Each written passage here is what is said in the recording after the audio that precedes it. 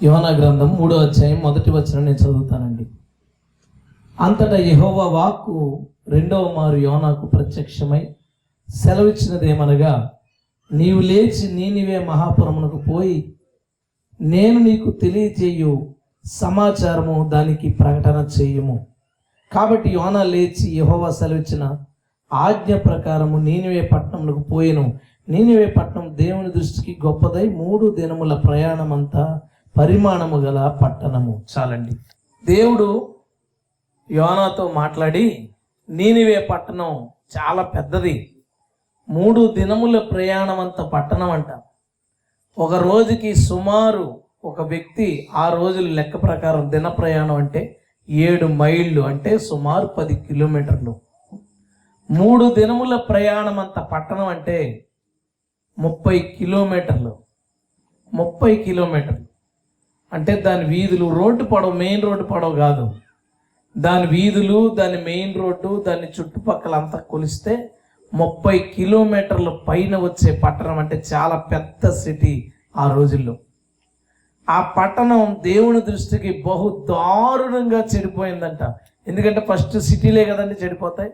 సిటీల దగ్గర నుంచి మనం చెడుని ఇంపోర్ట్ చేసుకుంటాం విలేజ్ల్లోకి. ఆ పట్టణం దారుణంగా చెడిపోయింది.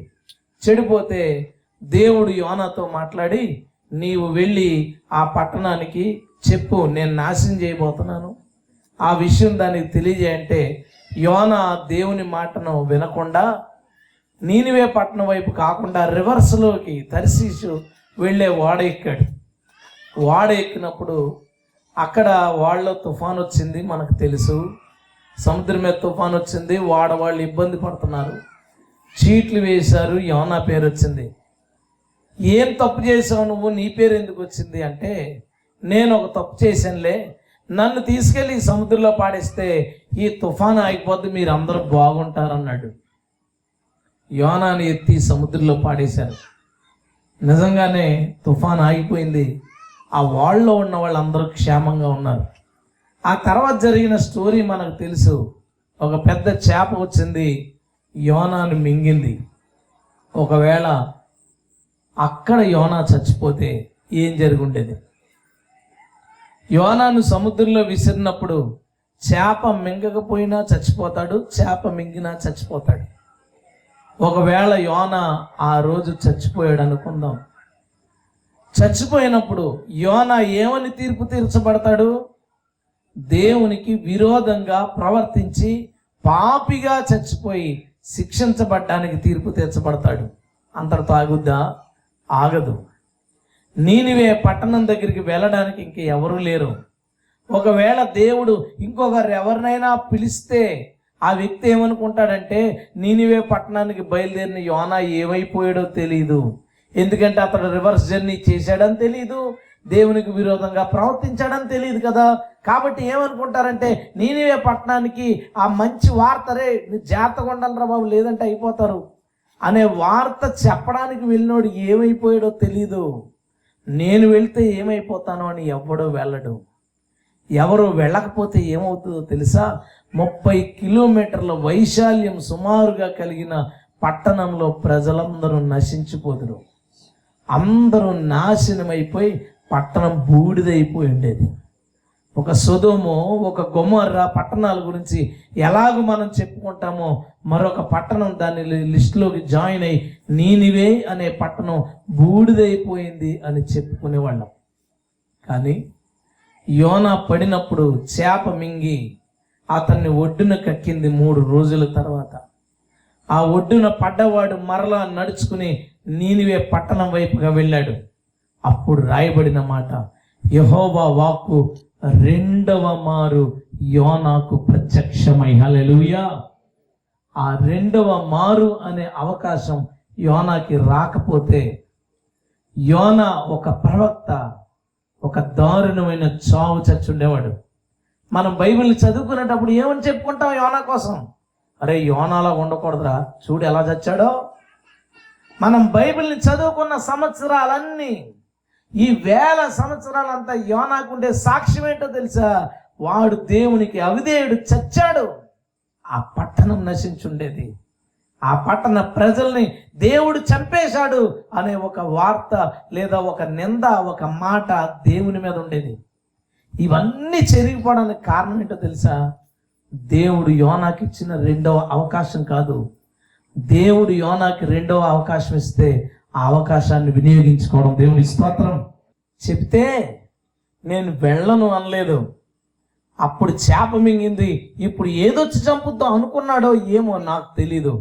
కానీ యోనాతో దేవుడు మాట చెప్పగానే ఆ మాటకి లోబడి ఎంతో వేగంగా నీనివే పట్టణానికి వెళ్ళి 3 దినములు ప్రయాణం అంత పట్టణంలో ఒక రోజు తన ఓపిక ఉన్నంత పరిగెత్తాడు. ఓపిక ఉన్నంత వరకు చెప్పాడు, దేవుడు నన్ను పంపించాడు, మీ పట్టణాన్ని నాశనం చేయబోతున్నాడు దేవుడు మీ ప్రవర్తనను బట్టి. ఆ పట్టణ ప్రజలందరూ తమ తప్పుల్ని ఒప్పుకున్నారు, ఉపవాసాలు ఉన్నారు, ఏడ్చారు, ప్రార్థన చేశారు. దేవుడు వారిని కనికరించి వారిని శిక్షిద్దాం అనుకున్న ఆలోచనని ఆయన విరమించుకుని ఆ పట్టణాన్ని బ్రతకనిచ్చాడు. దేవునికి స్తోత్రం. హల్లెలూయా. రెండవ అవకాశం చాలా గొప్పది. అదే నేను ఈరోజు చెప్పాలనుకుంటున్నాను. నాతో దేవుడు ఉదయం 10-11 ఆ టైం నేను ప్రార్థన చేసుకుంటున్నాను ఒక చోట ఆగి. ఏం చెప్పాలని దేవుడు నాతో ఈ మాట మాట్లాడాడు. రెండవ అవకాశం, మరలా దేవుడిచ్చే అవకాశం. ఆ అవకాశం చాలా గొప్పది. ఇశ్రాయేలీలు మాకు రాజు కావాలి అని అడిగారు దేవుడిని. రాజు కావాలని అడిగితే దేవుడు చాలా ఫీల్ అయ్యాడు. నేను రాజుగా ఉండగా వారికి రాజు కావాలట అని బాధపడిన ప్రజల అభీష్టం మేరకు, రెండవది న్యాయాధిపతులు దేవుని మాటకు లోబడటం లేదు, నీతి న్యాయాలను జరిగించట్లేదని దేవుడు ఒక రాజుని ఏర్పాటు చేసుకున్నాడు. అతని పేరు సౌలు. మనకు తెలుసు. సౌలు దగ్గరికి సమూయేలు వచ్చి సౌలును అభిషేకించి నీవు ఇశ్రాయేలీయులకి రాజువు అని చెప్పాడు. రాజు అయిపోయాడండి. గాడిదలను మేపుకునే కుటుంబం రాజు అయిపోయాడు సౌలు. రాజైపోయిన సౌలు కొంతకాలం చక్కగానే ప్రవర్తించాడు, చక్కగానే పరిపాలించాడు. ఒకసారి సమూయేలు అన్నాడు సౌలుతో, నువ్వు 7 రోజులు ఆగు, నేను వస్తాను, అప్పుడు బలిచ్చిన తర్వాత కార్యక్రమాలు చూసుకుందామని వెళ్ళాడు. ఈలోపు శత్రు సైన్యాలు మోహరిస్తున్నాయి, సైన్యం పెరిగిపోతుంది. దాన్ని చూసి భయపడి సౌలు సైన్యం ఒకరు ఇంటికి వెళ్తున్నారు కానీ మరలా డ్యూటీకి రావట్లే. వీళ్ళ సైనికులు తగ్గిపోతున్నారు, వాళ్ళ సైన్యం పెరిగిపోతున్నారు. 6 రోజులు ఆగాడు. 7వ రోజు ఉదయం చూసి ఇక రాడేమో అనుకుని సౌలు చెయ్యకూడని బలి చేసి బలిపేట మీద దాన్ని అర్పించగానే సమూయేలు వచ్చాడు. సమూయేలు వచ్చి సౌలుని గద్దించిన విషయం మనం చూస్తాం. ఒకసారి సమూయేలు మొదటి గ్రంథము 13వ అధ్యాయం 10వ వచనంలో, అతడు దహన బలి అర్పించి చాలించిన వెంటనే సమూయేలు వచ్చెను. సౌలు అతన్ని కలుసుకుని వందనం చేస్తుంటే సమూయేలు గద్దించాడు, నువ్వు ఏంటి ఇలాంటి పని చేశావు అంటే నేను భయపడ్డాను అన్నాడు. భయపడి నేను ఇలా చేశాను అని చెప్తున్నాడు. 13వ వచనం, అందుకు సమూయేలు ఇట్లనెను, నీ దేవుడైన యెహోవా నీకిచ్చిన ఆజ్ఞను గైకొనక నీవు అవివేకపు పని చేసితివి. నీ రాజ్యమును ఇశ్రాయేలీయుల మీద సదాకాలము స్థిరపరచుటకు యెహోవా తలచి ఉండెను, అయితే నీ రాజ్యము నిలవదు. యెహోవా తన చిత్తానుసారమైన మనస్సు గల ఒకరిని కనుగొన్నాడు. నీకు ఆజ్ఞాపించిన దాన్ని నీవు గైకొనకపోతే గనుక యెహోవా తన జనుల మీద అతనిని అధిపతిగా నియమించును. అసలు సమూయేలుకు తెలుసా ఈ సీను? ఇక్కడ ఇలా జరుగుతుందని సమూయేలుకు తెలీదు. 7వ రోజు వెళ్ళేసరికి బలి అర్పించింది. కానీ వెంటనే ఒక మాట అనేసాడు ప్రవక్త కదా. ఏమన్నాడు తెలుసా? నీవు ఈ మాట వినలేదు కాబట్టి దేవుడు తనకిష్టమైన ఒకడిని కనుగొన్నాడు. అసలు తెలుసా సమూయేలుకి తెలీదు. సమూయేలుకి చెప్పలేదు. ప్రవక్త కదా అనేసాడు. అనేసిన తర్వాత బాధపడ్డాడు. సమూయేలు వెళ్ళిపోయిన తర్వాత యుద్ధాలు జరిగినాయి. యోనాతాను యుద్ధాల్లో సపోర్ట్ చేశాడు. ఆ తర్వాత సౌలు చాలా యుద్ధాలు చేశాడు. యుద్ధం మీద యుద్ధం చేస్తూ ఇశ్రాయేల్ ప్రాంతాన్ని అతను విశాలపరుస్తూ మరో పక్కన శత్రు సైన్యాలను మట్టు పెడుతూ ఇశ్రాయేల్ని కాపాడుతున్నందుకు 15వ అధ్యాయం 1వ వచనం, ఒకానొక దినమున సమూయేలు సౌలును పిలిచి యెహోవా ఇశ్రాయేలీయులకు తన జనుల మీద నిన్ను రాజుగా అభిషేకించుటకై నన్ను పంపెను, యెహోవా మాట వినుము.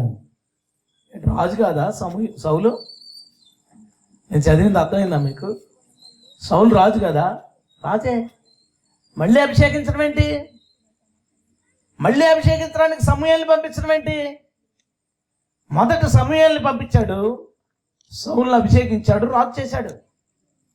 కానీ సౌలు ఒక రాజు చెయ్యకూడని పని చేయగానే దేవుని దృష్టిలో సౌలు ఇక రాజు కాదు, వదిలేశాడు. ఇతను రాజుగా ఉండడానికి అర్హుడు కాదు, ఇంకొకరిని చూసుకుందాం అనుకున్నాడు. కానీ సౌలు మళ్ళీ కష్టపడ్డాడు, యుద్ధాలు చేశాడు, పాటలు పడుతున్నాడు. దేవుడు కనికరించాడు, మంచి దేవుడు కనికరించి మళ్ళీ సమూయేలుని పంపించి సౌలుని పిలిపించాడట.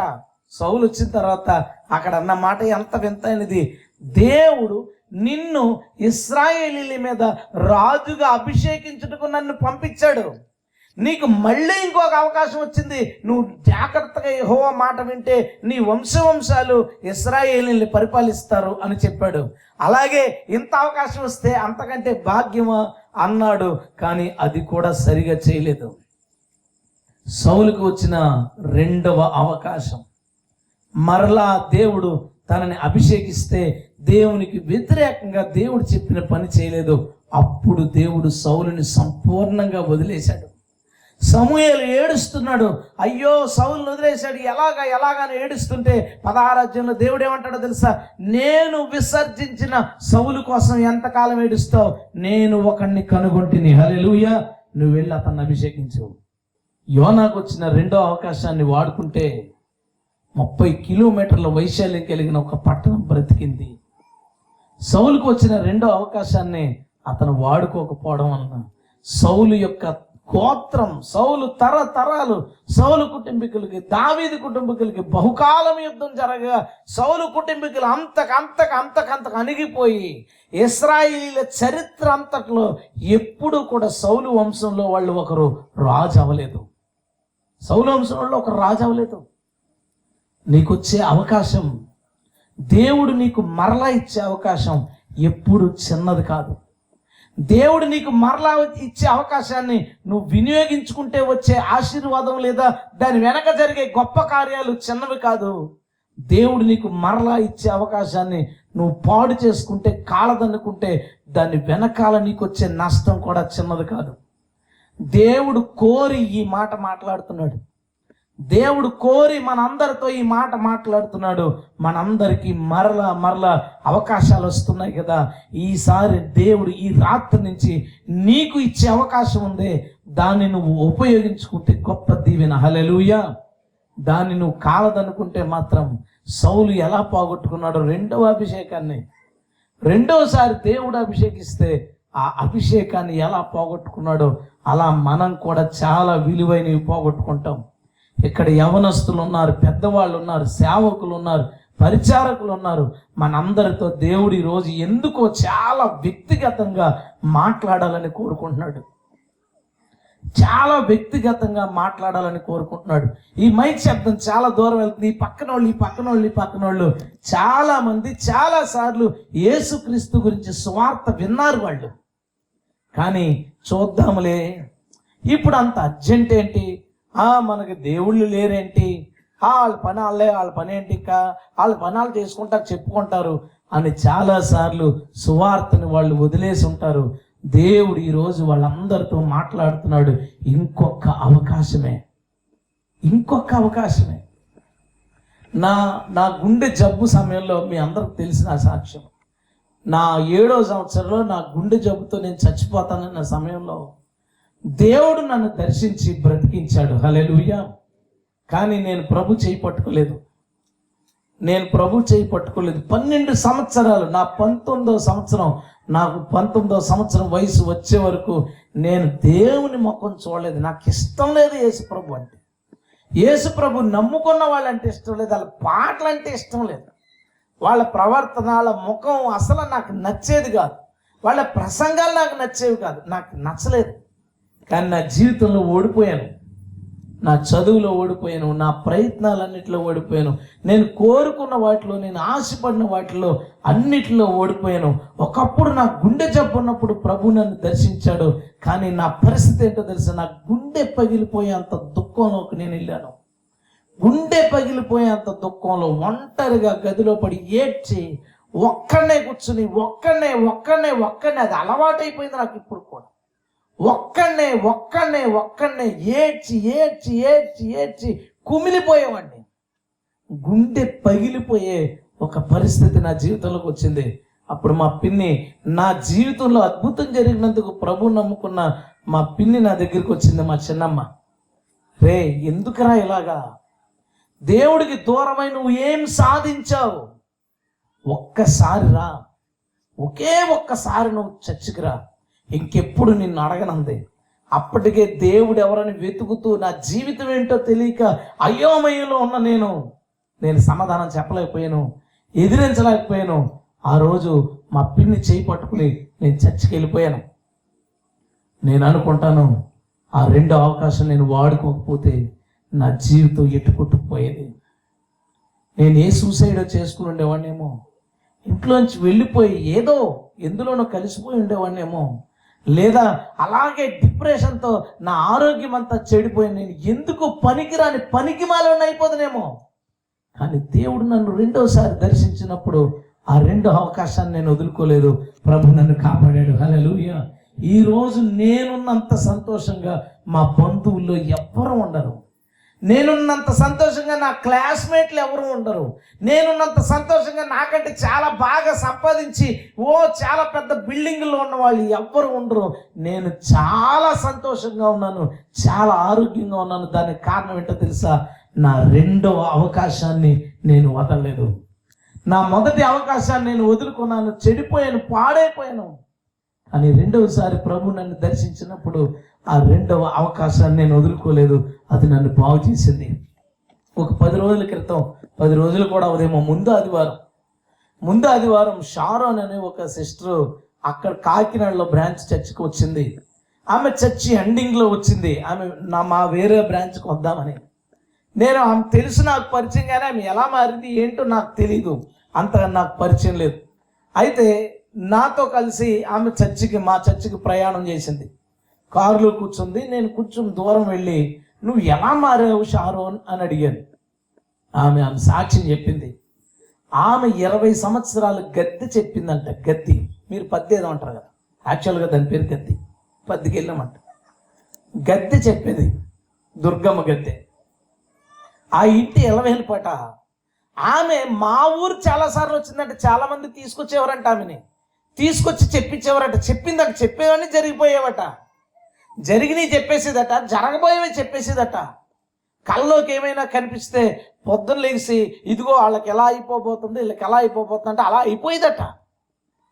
ఎన్నో చోట్లకి ఆమెను తీసుకెళ్ళారంట. ఆమె బలి అడిగితే బలి ఇచ్చేసేవారట. ఏమడిగితే అవి, డబ్బులు, పెద్ద బొట్టు, చాలా ఎర్ర చీర, ఇలా ఉండేదట ఆమె. అలాగే 20 సంవత్సరాలు ఆమె గద్దెలో బతికింది. ఇక బయట ప్రపంచం తెలీదు. అప్పటికి ఆమె 30 సంవత్సరాలు వచ్చేసినాయి, ఇంచుమించు 28 సంవత్సరాలు ఎంత వచ్చేసి. చిన్న బాల్యం నుంచి ఆమె చెప్పేది. ఆ టైంలో అంట ఒక చోట ఆమె వర్క్ చేసేది. ఆ వర్క్ చేసే చోట చిన్న మీటింగ్ పెట్టారట. ఆ మీటింగ్లో ఒక ఆమె లేచి సాక్ష్యం చెప్పిందంట. ఆ సాక్ష్యంలో యేసుక్రీస్తు ఆమె జీవితంలో ఎలాంటి అద్భుతాలు చేశాడో చెప్పి, యేసుక్రీస్తు కంటే గొప్ప దేవుడు ఎవరైనా ఉన్నారా అని అడిగిందంట. ఇంటికి వెళ్ళిపోయి ఈమె అడుగుతుందంట, ఆలోచించుకుంటుందంట. ఇన్ని సంవత్సరాలు నేను ఇలాగా చేశాను. ఒక వ్యక్తి చచ్చిపోతాడంటే చచ్చిపోయాడు, ఒకరు ఆస్తిపోద్దంటే ఆస్తిపోయింది, ఒకరు బలిమ్మంటే ఇచ్చారు. కానీ ఎప్పుడు ఒకటి జ్వరం కూడా తగ్గించలేదండి నేను. ఎప్పుడు ఒకటి రోగం తగ్గినట్టు నాకు తెలీదే. ఎప్పుడు ఒకటి బాగుపడినట్టు నాకు తెలీదే. ఎప్పుడో ఒకటి తన వ్యసనాల నుంచి వదిలినట్టు తెలీదే.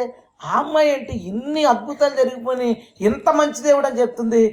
మన దేవుడు నేను నమ్ముతున్న దేవత కదా, మంచి దేవత కదా, కానీ ఎప్పుడు అలాంటి మంచి జరిగినట్లేదే అని ఆలోచించుకుంటా పడుకుందంట. పడుకుంటే ఒక పెద్ద చీకటి ఏదో ఆమె మీదకి ఆవరించడానికి వస్తుంటే తెల్లని అంగి వేసుకున్న ఆయన ఆ చీకటిని గద్దించగానే అది పారిపోయిందట. హల్లెలూయా. ఉదయం లేచి ఆమెకు అర్థమైంది, నా దగ్గర ఉన్నది చీకటి, ఆమె చెప్పిన దేవుడు వెలుగు. హల్లెలూయా. ఆ తర్వాత ఆమె ఆ స్నేహితురాలను కలుసుకోవడం, అప్పుడప్పుడు చర్చికి వెళ్తుంటే ఇంట్లో వాళ్ళు అస్సలు ఎలా ఒప్పుకుంటారండి? 20 సంవత్సరాలు సుమారు గద్దె చెప్పిన ఒక ఆమె అకస్మాత్తుగా బైబిల్ పట్టుకుని చర్చికి వెళ్ళిపోతూ ప్రార్థన చేసుకుంటే ఎవరు ఊరుకుంటారు? తిట్టినా అరిచినా యేసు ప్రభు అంటే విపరీతమైన ఇష్టం వచ్చేసిందంట. అలాగ నేను దేవుణ్ణి నమ్ముకున్నాను అన్నయ్య అంది. నేను అన్నాను, మరి అవి వదిలేయా? ఎక్కడ వదిలేయి? చాలా రోజులు నా వెనకాల తిరిగి చాలా ఇబ్బంది పెట్టేవి, దేవుడు నన్ను కాపాడాడని కొన్ని విషయాలు చెప్పిన తర్వాత అంతలో ఇంటికి వచ్చేసాం. కిందే ఆ రోజు నాది భోజనం, మా అమ్మ నాన్న కింద ఉంటారు, మేము మేడ మీద ఉంటాం. క్రిందలో మా అమ్మ రే కింద భోజనం చేసి అంటే ఆమె నువ్వు పైకి వెళ్ళిపో అమ్మ అని లోపలికి వెళ్తే కూర్చుని తింటంటే మా అమ్మ అంటే ఎప్పుడో కానీ దొరకనని మా అమ్మ నాన్న ఇద్దరు కూర్చున్నారు కుర్చీలు వేసుకుని. ఎవరు ఆమె అన్నారు. అనగానే మా నాన్నగారికి జరిగిందంతా చెప్పాను. నాన్న ఇలాగ మారిందంటే, వారు హిందువులు, మా అమ్మ నాన్నలు ఇప్పటికి కూడా హిందువులు. ఇలా మారిందంటే మా నాన్న ఎప్పుడు అడగనోడు ప్రశ్న అడిగాడు, 20 సంవత్సరాలు అందులో ఉన్న ఏమీ సుఖం లేదన్నారా ఇక్కడికి వచ్చింది అన్నాడు. నేను వెంటనే అన్నాను, ఆమె కాదు నాన్న, కొన్ని లక్షల మంది, కోట్ల మంది 20 సంవత్సరాలు కాదు ఎన్నో సంవత్సరాలు అందులో ఉన్న సంతోషం మనశ్శాంతి లేక దొరక్క యేసయ్య దగ్గరికి వచ్చారు. హల్లెలూయా. నేను నిన్ను అడుగుతున్నాను అన్న ఒక మాట, నా పుట్టి బుత్తెరిగిన దగ్గర నుంచి ఏ రోజు మా నాన్న స్నానం చేసి దండం పెట్టుకోకుండా ఇంట్లోంచి బయటికి వెళ్ళడం నాకు తెలియదు. బహుశా నాకు ఒక 3-4 సంవత్సరాలకు వస్తే ఒక 35 సంవత్సరాల నుంచి చూస్తున్నాను మా అమ్మ నాన్నని. తెలిసినప్పటికీ వాళ్ళు ఉదయమే లేచి స్నానం చేసి ఆ టవల్ కట్టుకుని ఆ గదిలోకి వెళ్ళి పూజ చేసుకుంటే కానీ రాడు. ఇన్ని సంవత్సరాల నుంచి ఉన్నావు కదా నాన్న, ఎప్పుడైనా చూసావా? ఎప్పుడైనా విన్నావా నాన్న? చూసావా నాన్న? నువ్వు ఎవరిని పూజిస్తున్నావో వాళ్ళని చూసావా? ఎవరిని పూజిస్తున్నావో వాళ్ళ వాయిస్ ఎలా ఉంటుందో నువ్వు విన్నావా? నీ మనసు ప్రశాంతంగా ఉందా నాన్న? లేదు కదా. కానీ నేను పూజిస్తున్న దేవుని గొంతు నాకు తెలుసు. హల్లెలూయా. ఆయన నేను చూశాను. నువ్వు చూడలేదు. ఆమె ఎప్పుడైతే నిజమైన దేవుణ్ణి తెలుసుకుందో అప్పటి నుంచి రాత్రి పీడకలలతో ఏదో స్వరం, నువ్వు వచ్చే అని సమాధానం చూపించేవారట. అంతలో ప్రభు వచ్చి వాళ్ళని తరిమేవారట. ఆమె రాత్రి నడుచుకుంటా వెళ్తుంటే వెనకాల నుంచి ఎవరో నడుచుకుంటున్నట్టు, ఆమె ఇలా వెళ్ళిపోతుంటే పక్క నుంచి ఎవరో పరిగెత్తుకుని వెళ్ళిపోతున్నట్టు చాలా రోజులు ఆ దెయ్యములు ఆమెను ఏడిపించాయట. ఆమె అన్నది కదా, ఇంతకాలం దేవుడు అనుకున్నది దేవుడి దగ్గరికి వచ్చిన తర్వాత అది దెయ్యమని తెలిసిందని. మా నాన్నతో చెప్పాను, నాన్న పూజించినంతకాలం అవి మంచిగా కనబడతాయి నాన్న, నిజమైన దేవుడి దగ్గరికి వచ్చినప్పుడు వాటి రూపం తెలుస్తుంది. కానీ మా నాన్న పట్టించుకోలేదు. చాలాసార్లు నేను దేవుడి గురించి చెప్పాను, ఎందుకో మా నాన్న పట్టించుకోలేదు. చాలా బాధేసింది. ఆ రోజు ఒక చిన్న సాక్ష్యం విన్నాను, సాక్ష్యం అనకూడదేమో దానివల్ల నాకు ఇంకా బాధేసింది. మా చర్చిలో ఒక ఆమె లేచి నిలబడి ఒక సాక్ష్యం చెప్పింది. ఆమె చుట్టాలు ఒక ఆయన యాక్సిడెంట్లో కోమాలోకి వెళ్ళిపోయాడంట, తలకు తగిలేసి చచ్చిపోతాడని చెప్పేశారట డాక్టర్లు. ఈమె ప్రభు నమ్ముకుంది కాబట్టి ఈమె వెళ్ళి ఆమెను బ్రతిమాలిందంటే, యేసు ప్రభు నమ్ముకో, ప్రార్థన చేసుకో, యేసు ప్రభు బలవంతుడు, బ్రతికిస్తాడని చెప్పింది. చెప్పగా డాక్టర్లు ఏమో ఇంకా రోజు కొద్ది తీసేద్దాం వెంటిలేటర్, ఇక రెస్పాన్స్ లేదు, చచ్చిపోతాడని చెప్తే అవకాశం లేక యేసు ప్రభుని నమ్ముకుంది. యేసు ప్రభుని నమ్ముకుంటే వదిలేస్తాడా? మరి స్తోత్రం చెప్పాలి కదా గట్టిగా. హల్లెలూయా. ఆయన స్పృహలోకి వచ్చేసాడు. హల్లెలూయా. లేచాడట, నెమ్మదిగా నడవడం, జనాలను గుర్తుపడడం. అప్పటి వరకు ఇక ప్రార్థన, దేవుడు, మళ్ళీ అతని ముందు బలం అతనికి వచ్చేసింది. ఆ ఇంట్లో వాళ్ళందరికీ క్షేమం వచ్చేసింది. ఇంట్లో వాళ్ళందరూ దేవుణ్ణి వదిలేశారట. మాల కూడా వేసేసాడట అతను. పాత మొక్కులు చుట్టాలు ఏదో మొక్కున్నారంటే ఇతను మంచం మీద ఉన్నప్పుడు వాళ్ళ మొక్కు తీర్చాడు, పెద్ద మీద మొక్కుకుందంట వాళ్ళ మొక్కు తీర్చాడు, ఇక అలాగ అందులో కలిసిపోయాడు. ఈయన చాలా బాధపడిందంట. వీళ్ళ కూతురు పెళ్ళికి శుభలేఖ ఇవ్వడానికి ఆయన దగ్గరికి వెళ్ళి శుభలేఖ ఇచ్చి మళ్ళీ చెప్పిందట, నువ్వు ఎలాంటి పరిస్థితుల్లో బ్రతికావు, దేవుడు ఎంత అద్భుతం చేశాడు, నాకెందుకో తెలియట్లేదు, నీకు చెప్పమంట. శుభలేఖ ఇచ్చిన నీ మాటలు చెప్పకూడదు, ఎందుకంటే నీకు కోపం రావచ్చు, ఏదైనా జరగచ్చు, నేను నా కూతురు పెళ్ళికి వెళ్ళడానికి వచ్చాను, శుభలేఖ ఇచ్చి చెప్పకూడదు, కానీ నాకు ఎందుకో చెప్పకుండా ఉండలేకపోతున్నాను అని చాలాసేపు చెప్పడానికి ప్రయత్నిస్తే అస్సలు నాకు చెప్పొద్దు అన్నాడట. ఆ ఇంట్లో ఎవ్వరూ పట్టించుకోలేదట. ఈ అమ్మాయి వీళ్ళ కూతురు పెళ్ళి అయిపోయింది. పెళ్ళి అయిపోయిన 4వ రోజు అది రాత్రి గుండెలో కొంత నొప్పిగా అనిపించిందట. అది గుండె జబ్బు అని తెలుసుకునే లోపే చచ్చిపోయాడు. హాస్పిటల్కి తీసుకెళ్లకుండానే చచ్చిపోయాడు. 2వ మారు ప్రభు అతన్ని దర్శించాడు, కానీ రెస్పాండ్ అవ్వలా. ఎందుకు? ఈమెను తీసుకెళ్ళి చెప్పించాడు. మన దేవుడు ఎంత మంచోడండి. అతను చచ్చిపోతాడు, ఇంకొకసారి అతనితో మాట్లాడదాం, అతను కనుక మారిది అతను రక్షిద్దాం, అతని కుటుంబానికి ఆదరణ ఇద్దాం, ఇంకొకసారి నా బలాన్ని చూపిద్దామని ఆశపడ్డాడు నా దేవుడు. కానీ పట్టించుకోలేదు, లెక్క చేయలేదు, వదిలేశాడు, చచ్చిపోయాడు. పిల్లలేంటి, భార్య జీవితం ఏంటి, ఎందుకు అలా చేయాలి? 2వ అవకాశం చాలా గొప్పదండి. 2వసారి దేవుడు మాట్లాడతాడే, అది చాలా చాలా గొప్పది. దాన్ని కోల్పోతే చాలా నష్టం వస్తుంది. ఎందుకో నాకు మా పేరెంట్స్ గుర్తు చాలా బాధ వేస్తుంది. ఇప్పుడు ఎన్నోసార్లు దేవుడు వాళ్ళతో మాట్లాడాడు, ఎన్నోసార్లు దేవుని శక్తి అంటే ఏంటో వాళ్ళు చూశారు, దేవుడు చెప్పింది చెప్పినట్లు జరగడం వాళ్ళ కళ్ళారా చూశారు, కానీ ఎందుకో పెడచెవని పెట్టారు. దేవుడు మరలా దర్శించినప్పుడు ఆయన్ని ఖాతరు చేయకపోతే ఆ నష్టం చాలా పెద్దది. అయ్యా దయచేసి మా మాటలు వినండి. యేసుక్రీస్తు నిన్ను ప్రేమిస్తున్నాడు, నిన్ను ప్రేమిస్తున్నాడు. ఆయన ఎంత ప్రేమిస్తున్నాడంటే ఎంత విచిత్రం అంటే, ఆమె ఒకరిని పూజించినంత కాలం వాళ్ళు ఆమెతో దేవుడుగా ఉన్నారు, పూజించినప్పుడు దెయ్యంగా ఉన్నారు. నా దేవుడు ఎంత గొప్పడో తెలుసా? వీళ్ళందరూ పూజించకపోయినా వాళ్ళ దగ్గర దేవుడిగానే ఉన్నాడు. హల్లెలూయా! వాళ్ళు ప్రేమిస్తానే ఉన్నాడు. అందుకే బైబిల్ ఇలా ఉంది, దేవుడు లోకమును ఎంతో ప్రేమించుచున్నాడు. అప్పటికి ఒక్కడు దేవుణ్ణి మాట వినేవాళ్ళు లేడు భూమి మీద. ఒక్కడంటే ఒక్కడు, ఎక్కడో ఒకరిద్దరు తప్ప భూమి మీద ఉన్న కోట్ల ప్రజల్లో ఎవ్వడు దేవుణ్ణి నమ్ముకోలేదు. కానీ వాళ్ళు ఎవ్వరి దగ్గర దెయ్యంలాగా ప్రవర్తించలేదు, వాళ్ళెవ్వరి దగ్గర కోపిష్టిలాగా ప్రవర్తించలేదైనా వాళ్ళందరి దగ్గర ప్రేమతోనే ఉన్నాడు కాబట్టి మనందరం ఆయన దగ్గరికి వచ్చాం. కానీ ఆమె నమ్మినది దేవుడు అనుకున్నంత కాలం దేవుడు కాదురా అని తెలుసుకున్నప్పుడు దెయ్యము. యేసయ్య ఎలాగో తెలుసా? నువ్వు దేవుడు కదని తిట్టినంత కాలము మరింత ప్రేమ నీ మీద ఉంటుంది. దేవుడు అని తెలుసుకున్నప్పుడు నువ్వు ఆయన కౌగిట్లో ఉంటావు. హల్లెలూయా! ఇది దేవుడంటే, ఇది దేవుడంటే. అలాంటి దేవుడు ఇంకొకసారి ఈ ప్రాంతాన్ని దర్శించాడు, ఇంకొక మారు ఈ ప్రాంతంతో మాట్లాడుతున్నాడు. నా వద్దకు రండి, నేను మీకు విశ్రాంతినిస్తాను. హల్లెలూయా! విశ్రాంతినిస్తాడు. గలిబిలి, గందరగోళం, అశాంతి, ఇంట్లో గొడవలు, చిక్కులు, అప్పులు, సంపాదించిన రూపాయి కనపట్లేదు, ప్రమాదం వెనకాల ప్రమాదం, ఎవడెళ్తాడు రకరకాల మాట్లాడి. మా ఊర్లో ఒక కుటుంబం ఉంటుంది, ఎంత దారుణంగా ఉంటుంది అంటే ఆ కుటుంబం వాళ్ళు ఎక్కువ బలులు అవి గుళ్ళు కట్టు. ఆ పెద్ద కొడుకు చచ్చిపోయాడు పాము కుట్టి, 2వ కొడుకు గుండె నొప్పితో చచ్చిపోయాడు, పెద్ద కోళ్ళు ఉరిపోసుకుని చచ్చిపోయింది. ఆ తర్వాత ఇంకొక పెళ్లి చేస్తే ఆమె వదిలేసిపోయింది. ఎంత దారుణం! ఒక ఇంట్లోనే ఇవన్నీ, ఒకే ఇంట్లో. ఈలోపు ఎవడో వచ్చి ఇల్లు ఎత్తుకొని పడగొట్టానంటే పడగొట్టేసి పక్కింట్లో ఉన్నారు. ఈలోపు ఇంకొకటి వెళ్ళిపోతా పిలిచి, ఎవడో మీ ఇంటికి చేతపడి పెట్టి తవ్వేసి ఆ కింద ఒకటే పెట్టాడు, దానివల్ల మీకు మంచి జరగట్లేదు అన్నాడంట. మరి ఇప్పుడు ఎలాగండి అంటే, నేను ఇంకో పలకెత్తాను, అది కప్పెట్టి పెట్టన్నాడు. నిజంగా అంత గొప్పడైతే ఏం చేయాలి సార్? తవ్వే పలక తీయాలి.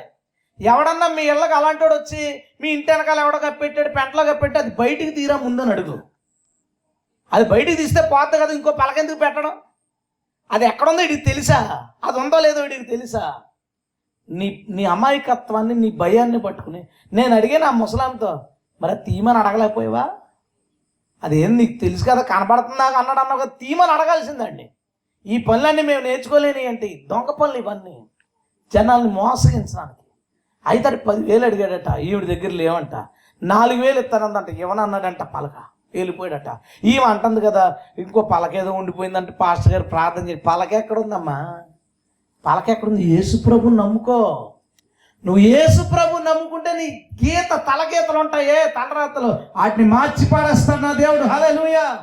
ఒకవేళ తలరాతలు అనేవి ఉంటే, ఎవడైనా నీకు తేడాగా నీ తలరాత రాస్తే దాన్ని చెరిపి పాడేస్తాడు. నా దేవుడు ఎప్పుడు మంచి రాతలు ఉంటాయి. నీకు దేవుని స్తోత్రం. ఒకవేళ తలరాతలు అనేవి ఉంటే వాటిని నా యేసే గనక రాస్తే ఈ భూమి ఇలాగుండదు. ఎవరైనా గనక తలరాతలు రాస్తారని నమ్మితే వాటిని చెరిపి నీ జీవితాన్ని మంచి రాతలు రాస్తాడు నా దేవుడు. హల్లెలూయా. నువ్వు నమ్ము ఆయన. ఎంతకాలం ఇంకా ఇలా మోసం చేసేవాళ్ళ వెనకాల పోతాం? నమ్ము యేసు ప్రభు. మరొక అవకాశం నీ ఇంటికి వచ్చింది, నీ కిటికీలోంచి వినిపిస్తుంది మరొక అవకాశం. ఇంకొకసారి దేవుని ప్రత్యక్షత నీ దగ్గరకు వచ్చింది. దానికి నువ్వు లోబడితే నీ జీవితం సంతోషంగా ఉంటుంది. అట్టి కృప ఈ ప్రాంతానికి దేవుడిచ్చును గాక. ఆమేన్. హల్లెలూయా. ప్రభు కృప విస్తరిస్తుంది, ప్రవహిస్తుంది. దాన్ని తాగాలి, దాన్ని తీసుకోవాలి. తీసుకుంటే ఖచ్చితంగా అమ్మ నీ జీవితం బాగుంటుంది. ఒక అడుగు ఇటు, ఒక అడుగు అటు, కోటాలకు కనబడి తర్వాత కనపడకుండా అలా వద్దు. కానీ యేసుక్రీస్తుకి నీ జీవితం, ఆ జీవితాన్ని ఎంత అందంగా తీర్చిదిద్దుతాడో ఈ లోకానికి నువ్వే చూపిస్తావు. హల్లెలూయా. రెండవ అవకాశం లేదా మరొక అవకాశం, మనందరం యేసు ప్రభువుని నమ్ముకున్నాం. యేసు ప్రభువుని నమ్ముకున్నప్పుడు బాప్తిసం తీసుకునేటప్పుడు నీటిలో నుంచున్నప్పుడు ఆ సేవకుడు నిలబడి ఇలా మాట్లాడతాడు, నీ పాపాలన్నీ ఒప్పుకున్నావా అని. నువ్వు ఏమన్నావు? ఒప్పుకున్నానన్నావు. ఇంకెప్పుడు పాపం చేయకుండా నమ్మకంగా ఉంటావా అని అడిగాడు. ఏమన్నావు?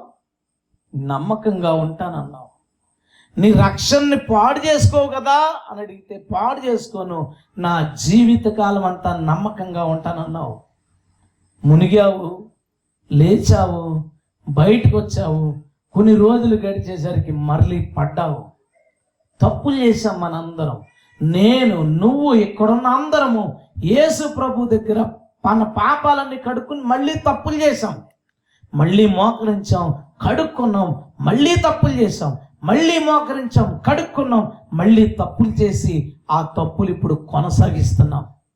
ఎలాగ నీ జీవితాన్ని బాగు చేసుకుంటావు? ఎలాగ నీ ఆత్మను బాగు చేసుకుంటావు? చాలా కాలం క్రితం నేను న్యూస్ చూశానండి. ఒక అబ్బాయి సన్నగా ఉన్నాడు, పొడవుగా. వాళ్ళ అమ్మ బహుశా 18 సంవత్సరాలు ఎంత ఉంటాయి, 18-19 ఎత్తుకుంది వాళ్ళ అమ్మ. అంత సన్నగా ఉన్నాడు. వాడు ఏమని చెప్పాడో తెలుసా న్యూస్ ఛానల్కి? 10th క్లాస్ ఫెయిల్ అయితే బాధ తట్టుకోలేక యాసిడ్ తాగేసాడంట. యాసిడ్ తాగేస్తే ఇక్కడి నుంచి పేగులన్నీ కాలిపోయినాయి అంట. కాలిపోతే పొట్టకి గొట్టం పెట్టి ఆ గొట్టం ద్వారా ఆహారాన్ని పంపిస్తూ 5 సంవత్సరాలు నరక యాతన హాస్పిటల్లో అనిపించాడట. ఆ అబ్బాయి ఏమని చెప్పాడో తెలుసా? పైపు తీశారు, ఇప్పుడు నేను మామూలుగా మీలా తినగలుగుతున్నాను, కానీ నాకేమనిపించిందంటే ఆ తాగాలనిపించినప్పుడు తాగాను కదా, తాగకుండా ఆ నిమిషానికి ముందు వెళితే నేను ఎప్పుడు అది చెయ్యకపోదును. ఒక్కసారి ఆ నిమిషం దగ్గరికి వెళితే అట ఇలా జరుగుద్దని తెలిస్తే అది చెయ్యకపోదును. నిజమే. బైక్ డ్రైవ్ చేసేటప్పుడు ఒకటి ఇలా తిప్పేస్తుంటాడు. తిప్పేస్తున్నప్పుడు సడన్గా టైర్ స్కిడ్ అయిందనుకో, అలా దొర్లిపోయినప్పుడు ఏళ్ళు కాళ్ళు ఇరిగిపోయి ముఖం చర్మం కొట్టుకుపోయి అంతా అయిపోయి మంచం మీద ఉన్నప్పుడు అది మనసులో ఏమనుకుంటాడో తెలుసా? ఆ ఒక్క నిమిషం దగ్గరికి నేను వెళితే కొంచెం కుదురుగా డ్రైవ్ చేస్తాను, ఇలా అయిపోయింది నా జీవితం. వెళ్ళగలడు అక్కడికే? వెళ్ళాడు. సినిమాలు చేసుకున్నాం అంతే మనం. టైం మిషన్, కాలంలో వెనక్కి వెళ్ళడం, ముందుకెళ్ళడం, మన కోరిక నిజంగా తీరదు కాబట్టి సినిమాలు తీసుకున్నాం.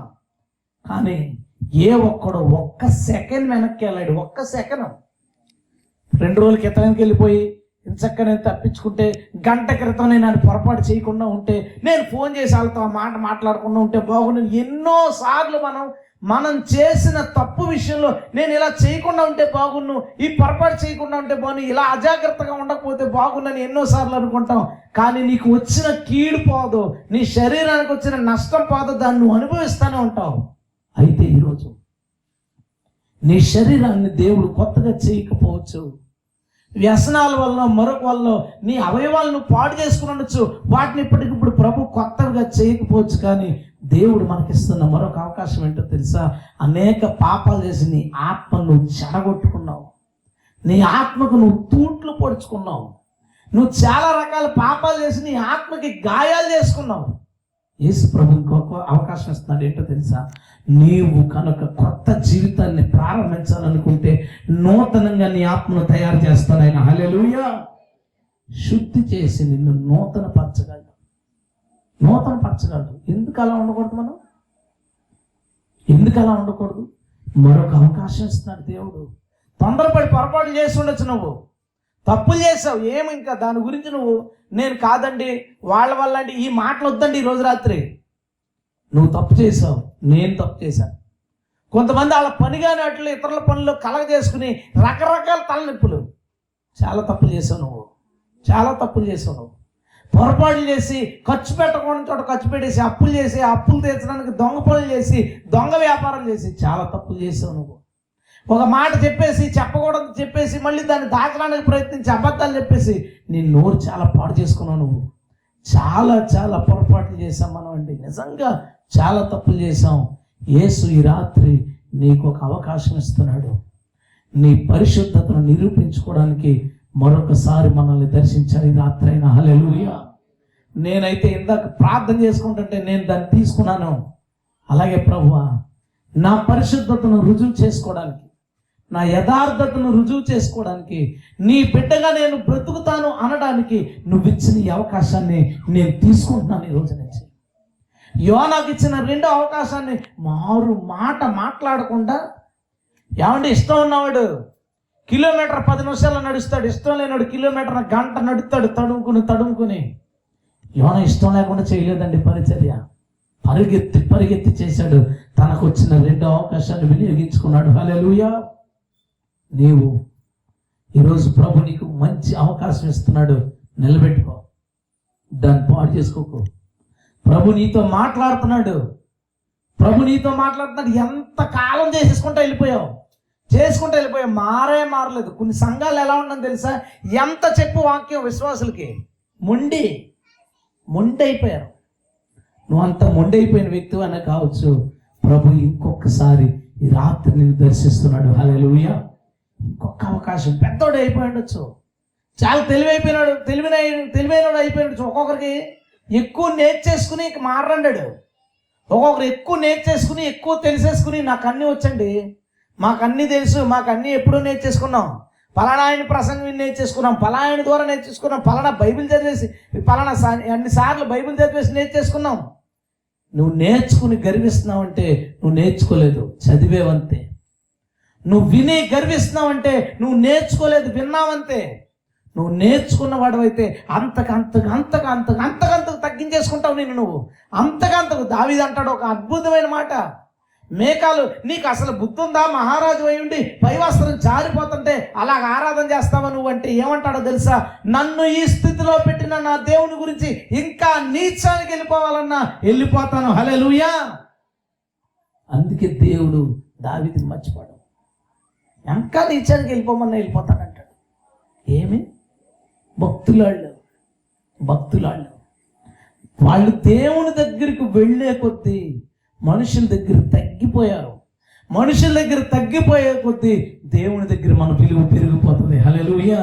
మనుషుల దగ్గర ఎవ్వరు తనను తాను పెంచుకుంటారో దేవుడి దగ్గర వాళ్ళు చాలా హీనమైన స్థితిలో ఉంటారు, చాలా క్రింద స్థితిలో ఉంటారు. వాళ్ళు చాలా క్రింద స్థితిలో ఉంటారు.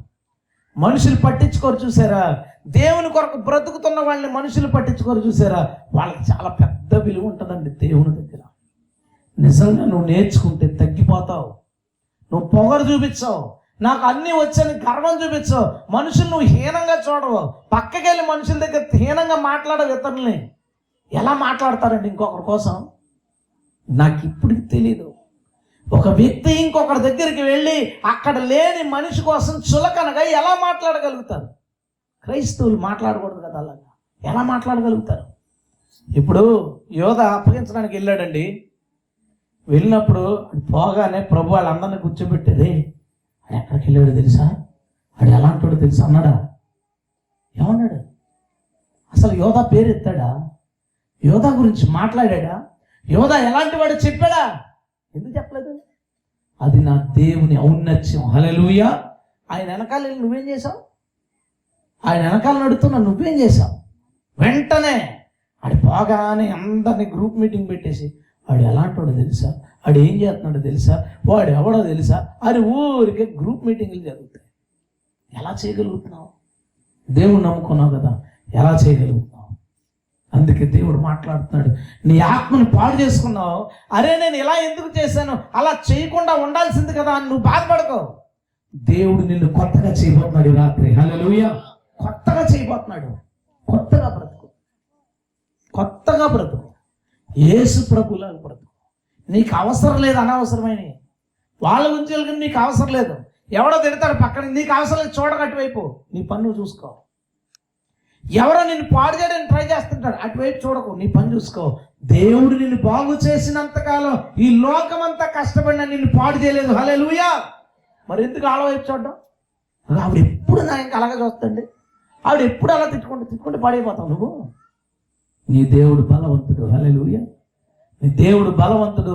నీకు తోడుగా ఉంటాడు అనుకున్నంతకాలం నీ చుట్టూ ఎవ్వరు ఎన్ని ప్రయత్నాలు చేస్తారో అటువైపు చూడకు. నువ్వు నీ ఆత్మను పాడు చేసుకోకు, నీ నోటిని పాడు చేసుకోకు, నీ ఆలోచన పాడు చేసుకోకు. కొందరు చాలా పాపాలు, అపవిత్రమైన పాపాలు, అపవిత్రతలోకి దొరికింది మొబైల్, చెడిపోతున్నారు. దారుణం. మన న్యూస్ ఎంత ఘోరం అండి. 2 అమ్మాయిలు, 4, 5 10th క్లాస్ అబ్బాయిలు, ఈ 6, 7 పిక్నిక్ అని చూడటానికి వెళ్తూ అలాగా కొంచెం పొదల వైపు తీసుకెళ్ళిపోయి ఆ 10th క్లాస్ కుర్రోళ్ళు, 10th క్లాస్ అమ్మాయిలు, 10th రాసిన వాళ్ళు ఎగ్జామ్స్ అయిపోయినాయని పాడు చేశారండి ఆడపిల్లలు ఇద్దరిని. వాళ్ళు 10వ తరగతి పిల్లల్ని పాడు చేశారంటే ఎక్కడున్నాం మనం అసలు? మన రాష్ట్రంలో ఎక్కడున్నాం మనం అసలు?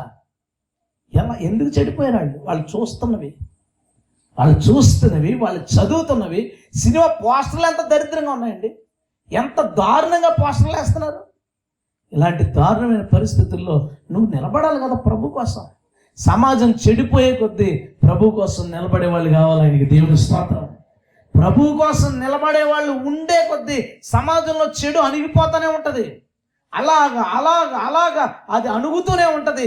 ఎందుకంటే దేవుడు వీళ్ళని దీపాలుగా వాడుకుంటాడు. హల్లెలూయా. చీకటి ఉన్న చోట లైట్స్ ఉన్నప్పుడు ఆ చీకటి పోతుందండి, ఉండదు. ఆ చీకటి పోతుంది, ఉండదు. ఇప్పుడు ఇక్కడ లైట్స్ పెట్టారు, అక్కడ ఒకటి పెట్టారు, ఇక్కడ ఒకటి పెట్టారు, చాలా బాగుంది. నేను చదువుతుంటే కనబట్లా, ఇంకో లైట్ కావాలా? పెడుదుడు ఆయన. లైట్ ఉంటే పెడుదుడు. దేవుడు ఇదంతా చీకటి అయిపోయింది ఈ లోకం, ప్రతి చోట వెలుగు పెడుదుడు. దీపాలు ఉండుంటే ఏమి దీపాలు? ఎక్కడ వెలుగున్నాం మనం ఆరిపోయి ఉన్నాం కదా. దేవుడు ఎలాగ అక్కడ వాడుకుంటాడు? నువ్వు వెలుగు రాత్రి. హల్లెలూయా. దేవుడు నేను వాడుకుంటాడు. దేవుడు నీకు సహాయం చేస్తాడు. నువ్వు కొత్త జీవితాన్ని ప్రారంభించు. దేవుడు ఈ రాత్రి మనల్ని దర్శిస్తున్నాడు, నన్ను దర్శించాడు. హల్లెలూయా. ప్రభు నన్ను దర్శించాడు. నా యథార్థతను, పరిశుద్ధతను నిరూపించుకోవడానికి నాకు మరొక అవకాశం దొరికింది. నీకు కూడా దొరికింది. నువ్వు ఇక్కడి నుంచి వెళ్ళిపోతున్నప్పుడు నువ్వు రెగ్యులర్గా వాక్యాలు విని వెళ్ళిపోతున్నట్టు వెళ్ళిపోవద్దు. నువ్వు కడగబడ్డావు, నువ్వు నూతన పరచబడ్డావు. 2వ మారు ప్రభు నిన్ను దర్శించాడు. మరొకసారి ప్రభు నిన్ను దర్శించాడు కాబట్టి నువ్వు సంతోషంగా వెళ్ళు, దేవుణ్ణి సంతోషపెట్టు. హల్లెలూయా. నెంబర్ 3, ఇక్కడ సేవకులు ఉన్నాం. సేవకులకి చాలా అవకాశాలు ఉంటాయి. దేవుడు ఎంత గొప్పడు చెప్పనా? నువ్వు విశ్వాసంగా ఉండగా తప్పు చేసినా నేను చర్చ నుంచి బయటికి గెంటేలేదు ప్రభు. నిన్ను విశ్వాసంగా ఉంచాడు, అవకాశం ఇచ్చాడు. ఉదాహరణకి సౌలు రాజుగా ఉన్నప్పుడు తప్పు చేశాడు. సౌల్ని పీకేసిన తర్వాత మళ్ళీ అవకాశం ఇవ్వలేదు. రాజు పొజిషన్లో వదిలేసే చూసి అవకాశం ఇచ్చాడు. దేవుని గొప్పదనం చెప్తున్నాను. దేవుని గొప్పదనం ఎలా ఉందో చూడండి. ఆ పొజిషన్లోంచి తీసాడు. అలాగే సేవకులు కూడా, సేవకులైన మనం పరిచారకులు, సౌండ్ సిస్టమ్ ఆపరేట్ చేస్తున్నాడు సోదరుడు పరిచారకుడు, ప్యాడ్స్ కొట్టారు, కీబోర్డ్ ప్లే చేశారు, ఇంకా ఇవన్నీ చాపలు గేపులు వేశారు. పరిచారకులు, సేవకులు, పరిచారకులు ఇక్కడ చాలామంది ఉన్నాం. మనం పొరపాట్లు చేసినప్పుడు, ఎందుకంటే తప్పులు చేయడానికి అవకాశాలు దొరికినప్పుడు, అవకాశాల్లో పడి పొరపాట్లు చేసినప్పుడు దేవుడు నిన్ను అందులోంచి తీసేయలేదు. ఎందుకో తెలుసా? నువ్వు పొరపాటు చేసింది చిన్నదని అనుకోలేదు ఆయన. నువ్వు పొరపాటు చేయడం చూడలేకపోవడం కాదు, దేవుడు ఇంకొకసారి నిన్ను దర్శించే లోపు నిన్ను అందులోంచి తీసాడు, నిన్ను అక్కడే ఉంచుతాడు. హల్లెలూయా, ఉంచాడు.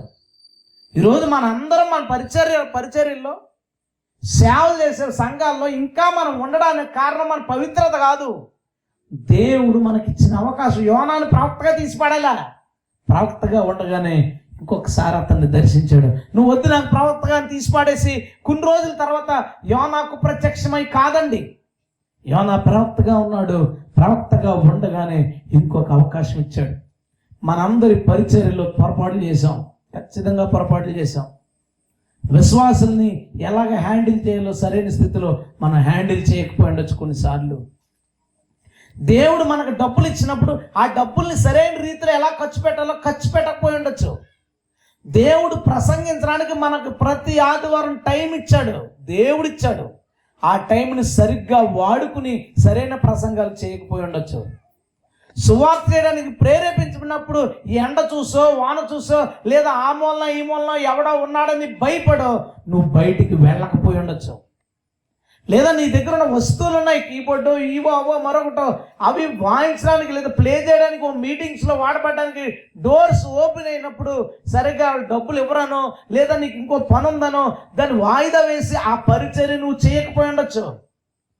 లేదా సేవలో ఎంతోమంది పరిచయాలు చాలా సులువు, ఏ తప్పైనా చేయడం. అలాంటి అవకాశాలను ఆధారం చేసుకుని తప్పుల్లో పడిపోయి ఉండొచ్చు. లేదా పక్కవాడి సేవను, పక్కవాడి విశ్వాసుల్ని ఆశించి వాళ్ళని లాక్కోవడానికి రకరకాల ప్రయత్నాలు నువ్వు ఏవేవో చేసి ఉండొచ్చు. ఇవన్నీ పొరపాట్లు కదా. దేవుని సేవలో మనం చాలా తప్పులు చేసాం, మనం చాలా పని చేస్తాం. దేవుడు మనకు పెట్టుబడి పెట్టాడు. పరిచారకులందరికీ ఎలా పోషించబడుతున్నాం? పెట్టుబడి పెట్టాడు దేవుడు మనకి. పెట్టుబడి పెట్టినప్పుడు పంట కాయాలి కదా, పంట కాయాలి కదా. కాయకపోతే ఒకసారి మా ఊరు బీరకాయలకి ఫేమస్, బీర విత్తనాలు కొనుక్కుని వెళ్ళిపోయారు. మా నాన్నగారు ప్రెసిడెంట్ అప్పుడు.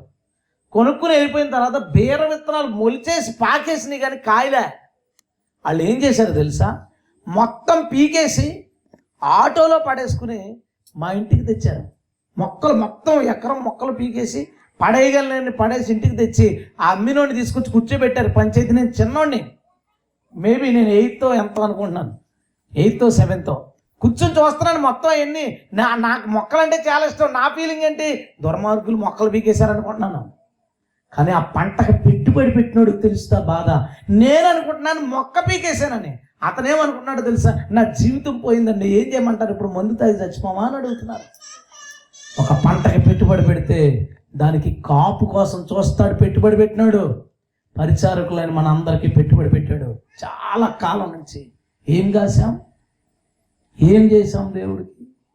దేవుడు కొంత ఎక్స్పెక్టేషన్ ఉంటుంది. ఇన్ని ఆత్మలు ఇతను పట్టుకుంటాడు, ఎంతమందికి బాప్తిస్మాలు ఇస్తాడు, ఇంత పరిచర్య చేస్తాడు, ఇంత సువార్త చేస్తాడు, లేదా ఇన్ని పాటలు పాడతాడు, ఇన్ని మీటింగులకి వెళ్ళి వాయిద్యాలు వాయిస్తారు, ఇన్ని మీటింగులకి లైటింగ్ ఊరికనే ఇస్తాడు, లేదా ఇన్ని విధాలుగా పరిచర్య చేస్తాడని దేవుడు అనుకుంటాడు. చేయలేదు, నువ్వు చేయలేదు. పొరపాట్లు చేసుకుంటే వెళ్ళిపోయాం పరిచర్యలో. అయితే దేవుడి రాత్రి మనందరికీ ఇంకొక అవకాశం జరిగిపోయింది. మర్చిపో సోదరుడా, ఒక మంచి సేవ ప్రారంభించు. హల్లెలూయా, ఖచ్చితమైన సేవ ప్రారంభించు. చేసావు ఖచ్చితంగా పొరపాట్లు. అరే అలా జరిగి ఆ పొరపాట్లు విడిచిపెట్టం మనల్ని. ఏదో ఒకరోజు అది కనపడుతూ ఉంటుంది. దేవుడి రాత్రి ఏం మాట్లాడుతున్నాడో తెలుసా? నీవు గతంలో చేసిన పొరపాట్లు పరిచర్యలో ఈ రాత్రి నువ్వు కనుక దాన్ని విడిచిపెడితే, ఈ రాత్రి కనుక నువ్వు నూతనంగా బలమైన పరిచర్య చేయడానికి ఇష్టపడితే గత కాలపు పొరపాట్లు నీకు కనపడవు. హల్లెలూయా, అవి కనపడవు. వాటిని కనిపించేలా చేయాలనుకున్న వాళ్ళు నీకు కనపడరేక. వాటిని నీ మీదకు తేవాలని ప్రయత్నించేవాళ్ళు, నువ్వు చేసిన పొరపాట్లను బట్టి నిన్ను నిందించాలనుకునే వాళ్ళు నీకు కనిపించరు. దేవుడు నిన్ను నూతన పరుస్తున్నాడు రాత్రి. హల్లెలూయా, ఇది మన కోసమే.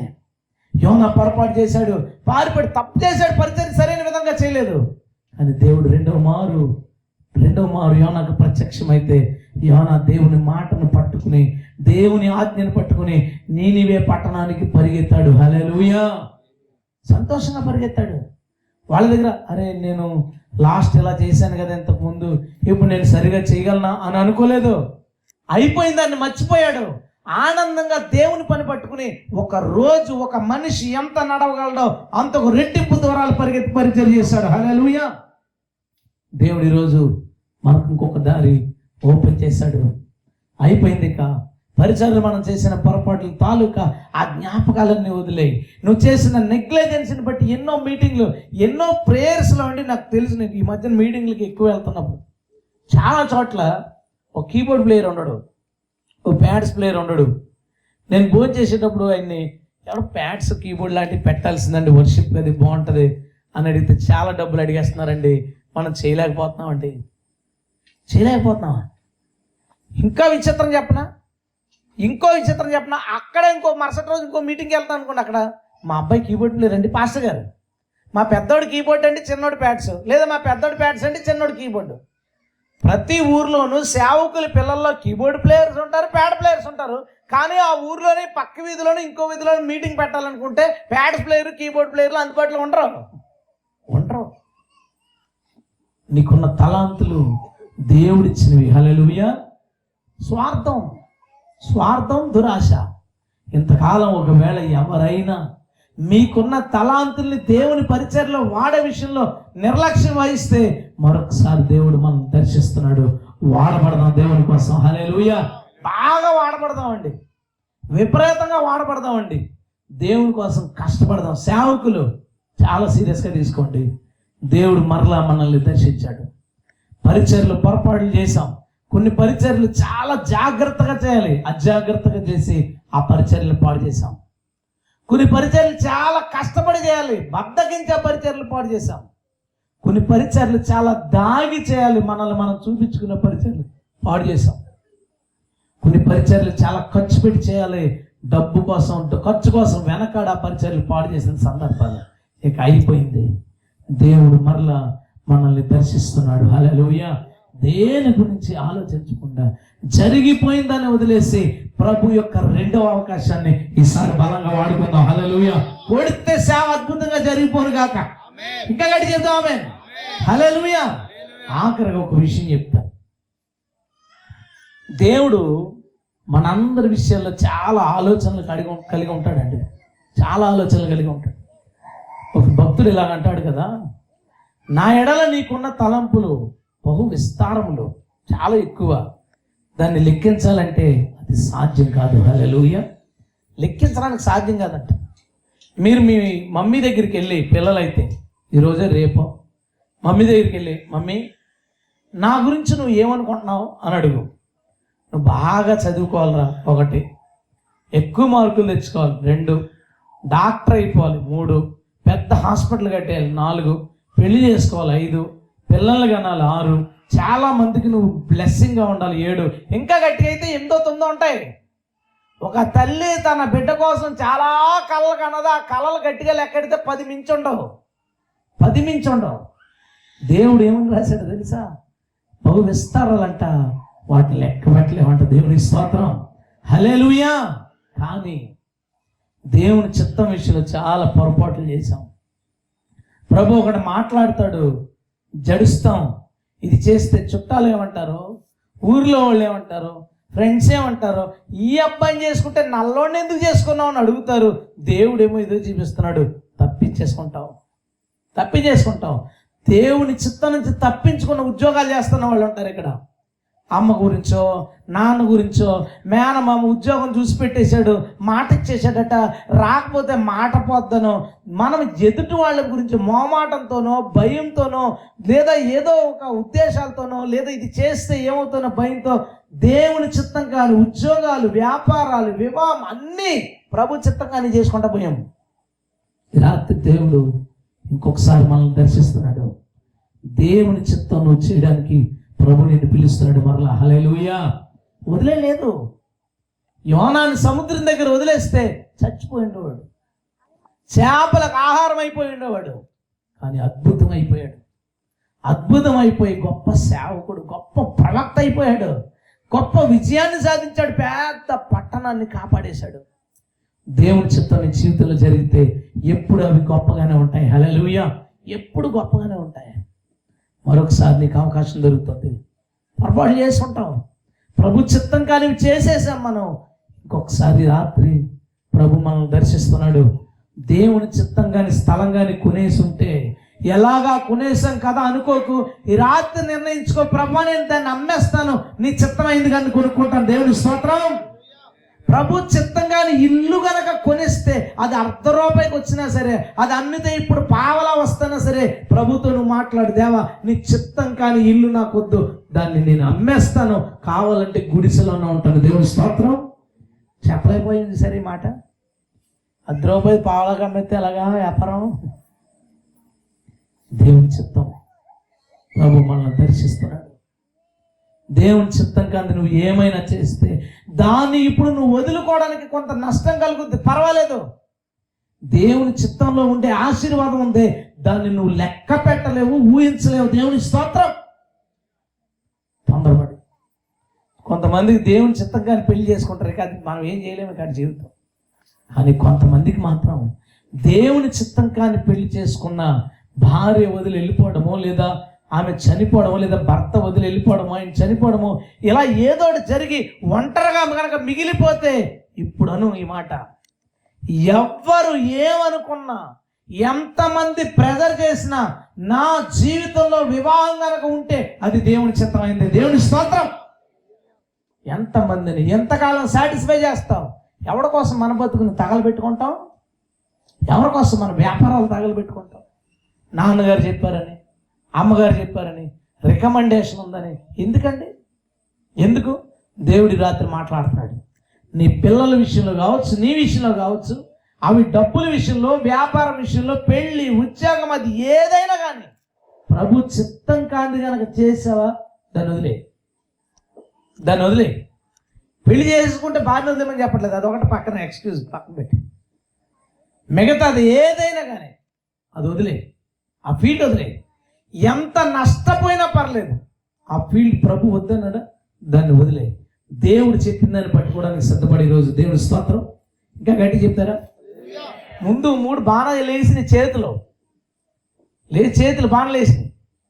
ఇప్పుడైతే కొంత అంటే నాకేమనిపిస్తుంది అంటే, మీ ఎక్స్ప్రెషన్లు, చేతులు ఎత్తాలన్నా, స్తోత్రాలు చెప్పాలన్నా మీ ఆలోచన నాకేమనిపిస్తుంది అంటే, ఆల్రెడీ ఇక్కడ ఉన్న వాళ్ళు ఒక 50% మంది ప్రభు చిత్తంగాని పెళ్ళిళ్ళు పిల్లలకన్నా చేసి ఉండాలి, ప్రభు చిత్తంగాని స్థలాలన్నా కొనేసి ఉండాలి, పొలాలన్నా కొనేసి ఉండాలి, ప్రభు చెప్పని, ప్రభు వద్దన వ్యాపారాలు, బెల్ట్ షాపులు, సిగరెట్ల అమ్మకాలు, ఇలాంటివి ఏవో మన జీవితాలు జరిగిపోతున్నాయి. దేవుని చిత్తం కానీ నీ జీవితంలో వద్దు, అస్సలు వద్దు. ఇంకొక అవకాశం వాడుకుంటే వాడుకో. నువ్వు వాడుకున్నావా ప్రభు చిత్తాన్ని, దేవుడు ఏం చేస్తాడో నువ్వు చూస్తావు. దేవుడి స్తోత్రం. అది నేను చెప్పడానికి కూడా కుదరదు, అంత గొప్ప కార్యాలు చేయగలం. కొంతమంది పెద్ద పెద్ద వడ్డీ వ్యాపారాలు చేస్తారు.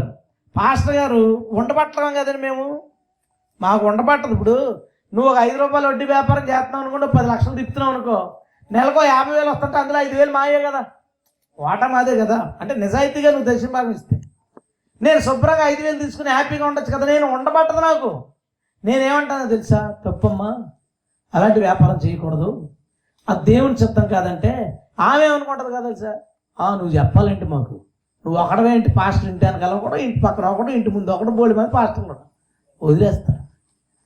వదిలేసి హ్యాపీగా ఆమె వ్యాపారం చేసుకుంటుంది, లేదా అతని వ్యాపారం అతను చేసుకుంటాడు. దేవుడు ఈరోజు నీతో మాట్లాడుతున్నాడు. దానివల్ల నువ్వు ఆల్రెడీ పాడైపోయావు, చెడిపోయావు, నష్టపోయావు, ఇబ్బంది పడుతున్నావు కదా. ప్రభు నీతో మాట్లాడుతున్నాడు. ఇంకొక అవకాశం నీకు ఇస్తున్నాడు. హల్లెలూయా. ఇంకొక ఛాన్స్ నీకు ఉంది. దేవుని చిత్తమైన పని ప్రారంభించు. ఇంకొక అవకాశం నీకు ఉంది. ఖచ్చితంగా ఉంది. పిల్లల విషయంలో ఎక్కువ మంది తల్లిదండ్రులు పొరపాటు చేయని నేను చూస్తాను. గారాబం చేసి వాళ్ళ జీవితాలు ఏదో బాగుండాలని వాళ్ళ కోసం ఏవో కళ్ళలు కనేసి, ప్లాన్లు చేసేసి, చదివించేసి, అక్కడికి పంపేసి, ఇక్కడ పంపేసి, వాళ్ళ ఆధ్యాత్మిక జీవితాన్ని, వాళ్ళ భవిష్యత్తుని పాడు చేసే తల్లిదండ్రులు చాలామంది ఉన్నారు. జాగ్రత్త, నీతో దేవుడు మాట్లాడుతున్నాడు. నీ పిల్లల భవిష్యత్తుని నిర్ధారించడానికి, దేవుని చిత్తంగా నడిపించడానికి ఇంకొక అవకాశం అడుగు, దేవుడు నీకు ఇస్తాడు. హల్లెలూయా. ఇంకొక ఛాన్స్ ప్రభువా. నేను పాడు చేసుకున్నాను, నా బిడ్డ జీవితాన్ని నేను పాడు చేశాను, నా కూతురి బ్రతుకు నేను పాడు చేశాను, ఇంకొక అవకాశం నాకు. వాళ్ళు చెప్పారు, అమ్మ ఇది దేవుని చిత్తం కాదు, ఇలాంటిది దేవుని చిత్తం కాదని చెప్పినా ఏదో మంచి అనుకుని చేశావు నువ్వు. దేవుడు ఈరోజు నీతో మాట్లాడుతున్నాడు, నీతోనే. ఇంకొక అవకాశం నువ్వు దేవుణ్ణి అడుగు, దేవుడి రాత్రి ఇవ్వడానికి ఇష్టపడుతున్నాడు. హల్లెలూయా. మరొక ఛాన్స్ దేవుని చిత్తంలో తీసుకుందాం. దేవుని చిత్తంలో ఇంకొక అవకాశం తీసుకుందాం. సేవకులైనా సరే అందరం కూడా మన విషయంలో దేవుని చిత్తం ఏదో అడగడానికి ప్రభు చిత్తంగానే ఒక ఏదైనా కొనేసాం అనుకో వస్తువు, నా సలహా తీసుకో. ప్రభు చిత్తంగానే ఒక వస్తువు కనుక కొనిస్తే దాన్ని నువ్వు అమ్మడానికి ప్రయత్నిస్తే అది అమ్ముడవదు. అమ్మనేవాడు సైతానుగాడు. ఎందుకంటే అది నీ దగ్గర ఉన్నంతకాలం నీకు శాపం. అది నువ్వు ప్రార్థన చేయి. ఈ రాత్రి ఖచ్చితంగా మనం దేని గురించి రెండవ మారు అవకాశం అడుగుతున్నామో అవన్నీ మనం పొందుకోబోతున్నాం. హల్లెలూయా. నువ్వు అడుగు, ప్రభువా తొందరపడి కొనేసాను, దాని మీద నాకు లాభం వద్దు, నేను పెట్టిన డబ్బులు రాకపోయినా పర్లేదు, అది నా ఇంటి దగ్గర వద్దు, అది నాకు వద్దు, అది నువ్వు తరిమే అని చెప్పు. దాన్ని పట్టుకుపోయేవాడు రేపు పొద్దున వస్తాను నీ దగ్గర. దేవుని స్తోత్రం. తీసేస్తాను నీ దగ్గర నుంచి, ఏదైనా తీసేస్తాను నీ దగ్గర నుంచి. చాలా పనులు నేను ప్రార్థన చేస్తున్నప్పుడు ఎక్కువ చూపించాడు వస్తువులు. దేవుని చిత్తం కాని వస్తువులు ఎక్కువ, దేవుని చిత్తం కానివి చాలా మన ఇళ్లలో, దేవుని చిత్తం కాని సంపాదనలో. నువ్వు ఆలోచించుకో, ప్రార్థన చేసుకో. నువ్వు ఏం చేసావో దేవుడు నీతో మాట్లాడతాడు, నువ్వు ఏం వదలాలో దేవుడు నీతో మాట్లాడతాడు. ఎందుకు నీ జీవితం బాగుంటలేదు, ఎన్ని ప్రయత్నాలు చేసినా అంతకంతకు ఎందుకు నువ్వు కిందకు వస్తున్నావు? అస్తమాను సైతాన్ గారిని తిట్టగా, సైతాన్ గడి చేశాడు ఆయన తిట్టగా నువ్వు సరైన దారిలో లేవు, నువ్వు దేవునికి సరిగా లోపడలేదు, నువ్వు దేవుని చిత్తాన్ని నువ్వు పసిగట్టలేదు, ప్రభు చిత్తం ఏదో తెలుసుకుని దాంట్లోకి వెళ్ళలేదు. కాబట్టి నువ్వు ఎన్ని ప్రయత్నాలు చేస్తున్నావు, పడిపోతున్నావు, ఓడిపోతున్నావు, అంతకంత కూరుకుపోతున్నావు. ఈ రాత్రి ఇంకొకసారి ప్రభు నీకు కనపడాలని కోరుకుంటున్నాడు. ఇంకొకసారి ఆయన నిన్ను దర్శించాలని ఆశపడుతున్నాడు. హల్లెలూయా. ఆయన నిన్ను దర్శిస్తే నీ జీవితం మారిపోతుంది, ఖచ్చితంగా మారిపోతుంది. ఈ లోకంలో ఇక్కడ చాలా మంది ప్రభుని ఎరగని వాళ్ళు ఉన్నారు. ఈ రాత్రి చాలా ప్రత్యేకమైంది. ఈ రాత్రి ఎవరైనా కనుక ప్రభుని అంగీకరిస్తే ఖచ్చితంగా వారికి దేవుడు గొప్ప దీవెనలు ఇచ్చి తీరుతాడు. హల్లెలూయా. ఇస్తాడు, ఖచ్చితంగా ఇస్తాడు. నువ్వు నీ పాపాలు కనుక ఒప్పుకుంటే రాత్రి సోదరుడా కొత్త అవకాశాలు నీకు దేవుడు ఇస్తాడు, కొత్త జీవితం దేవుడు నీకు ఇస్తాడు. చేసావు పొరపాట్లు, ఖచ్చితంగా పొరపాటు చేసావు, దయచేసి నిన్ను నువ్వు వెనకేసుకోవద్దు. హృదయం అన్నిటికన్నా మోసకరం. ఎవరిని మోసం చేస్తుంది? అరే నిన్నే మోసం చేద్ది. నీ తప్పు కాదు, వాళ్ళు అలా ఎందుకు చేశారు, వీళ్ళు ఎలా ఎందుకు చేశారు, నువ్వు చెయ్యాలి, నువ్వు తప్పు కాదు, నువ్వు చెయ్యాలగా చేయంటది. కాదు, విమర్శించుకో. అందుకే బైబిల్ ఏముందో తెలుసా, మనల్ని మనము విమర్శించుకోవాలంట. హృదయం ఏమో నువ్వు మంచోడు అంటది కదా, విమర్శించుకో. నీకు వ్యతిరేకంగా నువ్వు ఒక్కసారి నిలబడు, నీకు ఆపోజిట్గా నువ్వు నిలబడి నువ్వు ఎలా బ్రతుకుతున్నావు ఒక్కసారి ప్రశ్నించుకో. నీలో 100 తప్పులు కనబడతాయి. అప్పుడు నువ్వు అడుగు, ప్రభువా నా శరీరాన్ని పాడు చేసుకుంటే కొత్త శరీరం వెంటనే తెచ్చుకోలేను, కానీ నా ఆత్మ విషయంలో నాకు ఇప్పుడు అవకాశం ఇచ్చావు. నా ఆత్మను నేను పాడు చేసుకున్నాను, నా నోటి ద్వారా, నా చెవుల ద్వారా, నా చూపు ద్వారా నా ఆత్మను నేను పాడు చేసుకున్నాను. ఈ రాత్రి నాకు క్రొత్తగా దాన్ని చేయి. దేవుని స్తోత్రం. నన్ను నూతన సృష్టిగా చేయి. మంచి బ్రతుకు బతకండి. తెల్లవారి దగ్గర నుంచి మంచి బతుకు బతకండి. మనం చూసిన వాళ్ళు మంచి సాక్ష్యం చెప్పాలి మన గురించి. పాడు చేసుకున్నాం కదా సాక్ష్యం, మంచి సాక్ష్యం చెప్పాలి. గతం గురించి వదిలే, రేపటి నుంచి నీ ప్రవర్తన, ఈ రాత్రి నుంచి నీ ప్రవర్తన బట్టి నీ చుట్టుపక్కల వాళ్ళు నీ గురించి మంచి సాక్ష్యం చెప్తారు. మంచి సాక్ష్యం చెప్పాలి. దేవుడు నీకు ఇస్తున్న మంచి అవకాశం నువ్వు తీసుకో. అవకాశాలను ఇష్టం వచ్చినట్టు పాడు చేసుకోకు. ప్రభు నీకు అవకాశం ఇచ్చే కొద్దీ ఇంకా దీనత్వానికి వెళ్ళిపో. అవకాశాన్ని వినియోగించుకో. యోసేపు ఉన్నాడు. యోసేపు కాలు కదపమంటే కదుపుతాడట, రాజు లేకపోతే కదపడట. ఎలాంటి అధికారం ఇచ్చేసాడు చూడండి. అంత అధికారం ఇస్తే యోసేపు వాళ్ళ నాన్నని తీసుకొచ్చేటప్పుడు ఫరో దగ్గరికి వెళ్ళి ఉంటాడో తెలుసా, మా నాన్నగారిని తీసుకొస్తున్నాను, మీరు పర్మిషన్ ఇస్తే, మీరు అనుమతిస్తే పలానా ప్రాంతంలో మేము ఉండాలనుకున్నాం. అడగాల రాజుని? యోసేపు చెప్తేనే కాలు కదపనోడి దగ్గర అడగాల? తనకి నచ్చినట్టు చేయొచ్చు. తన కుటుంబాన్ని తీసుకొచ్చి, రాజా మా ఫ్యామిలీ ఇదిగో మేము అందరం ఇక్కడ ఉన్నాం అంటే రాజు కాదంటాడా? ఛాన్స్ వచ్చింది, నెత్తి మీదకి ఎక్కలా. ఛాన్స్ వచ్చిందని నెత్తి మీదకి ఎక్కలా. తను ఎక్కడ ఉన్నాడో అక్కడే ఉన్నాడు. అందుకే యోసేపు అంతటి గొప్పవాడయ్యాడు. దేవుని స్తోత్రం. మనకి దేవుడు అవకాశం ఇచ్చాడు. అవకాశాలు ఇస్తాడు కానీ ఇష్టం వచ్చినట్టు చేయకు. అవకాశం దేవుడు ఇచ్చే కొద్దీ నాలాంటోడికి అవకాశం ఇచ్చాడా, నాలాంటోడికి అవకాశం ఇచ్చాడా, నాలాంటోడికి మళ్ళీ అవకాశం ఇచ్చాడా.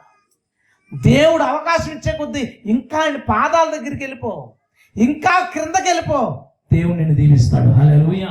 ఖచ్చితంగా ఈ రాత్రి మాత్రం మనందరికీ దేవుడు నూతన హృదయాలు ఇస్తాడు. హల్లెలూయా. నూతన జీవితాలు ఇస్తాడు. మంచిగా బ్రతకండి, మంచి సాక్ష్యాలు తీసుకోండి. అయిపోయిన దాన్ని వదిలే, అయిపోయిన దాన్ని వదిలే. దాన్ని నువ్వు మార్చలేవు, కానీ దేవుడు నీ ఆత్మకు పట్టిన గాయాలను మార్చగలడు, మాన్పగలడు, నూతన పరచగలడు. హల్లెలూయా. మన పరిచర్యలో నూతనం అయిపోవాలి. మన పరిచర్యలో అద్భుతంగా జరగాలి. పొరపాటు లేని సేవలు చేద్దాం. ఆమెను చెప్తాడు. పరిచారకులు అందరం గట్టిగా చెప్దాం ఆమెన్. పొరపాటు లేని సేవలు చేద్దాం. దేవుడు ఏం చేయమంటది. ఒకసారి ఏలియా, ఇజ్బేలు నేను ఏలియాను చంపి తీరుతానన్నదంట.